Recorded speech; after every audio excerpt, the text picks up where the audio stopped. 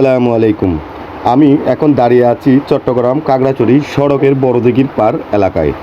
আমার কোমরের নিচে যে পানি দেখছেন, এটি কোনো খাল বা নদী নয়, এটি একটি ব্যস্ত সড়ক।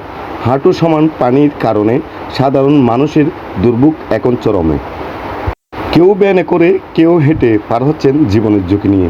ছোটো গাড়ি অচল বললেই চলে, বড় গাড়িগুলো ধীরে ধীরে ঝুঁকি নিয়ে চলাচল করছে।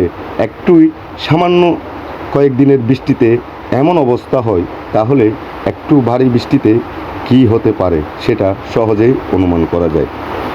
কিন্তু প্রশ্ন হলো, এই জলাবদ্ধতার জন্য দায়ী কে? শুধু কি প্রশাসন, নাকি আমরাও?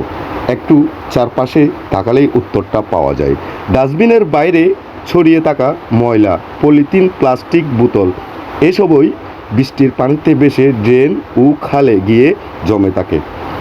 পানির স্বাভাবিক প্রবাহ বন্ধ হয়ে যায়, আর পুরো এলাকায় পরিণত হয় জলাবদ্ধতায়। আমরা হয়তো এক টুকরো পলিথিন ফেলে দিয়ে ভাবি এতে কী বা হবে, কিন্তু হাজারো মানুষের এমন ছোট্ট ছোট্ট অসচেতনতায় আজ বড় একটি সমস্যার রূপ নিয়েছে। প্রকৃতি আমাদের বারবার সতর্ক করছে, কিন্তু আমরা কি সত্যি শিক্ষা নিচ্ছি? আসুন পরিবর্তনের অপেক্ষায় না থেকে পরিবর্তনের অংশ হই।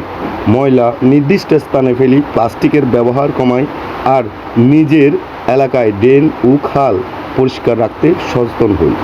কারণ একটি পরিচ্ছন্ন পরিবেশ শুধু আজকের জন্য নয়, আমাদের আগামী প্রজন্মের জন্য একটি সুন্দর ভবিষ্যৎ ভিত্তি। আজকের এই দৃশ্য যেন আগামী দিনের বাস্তবতা না হয়।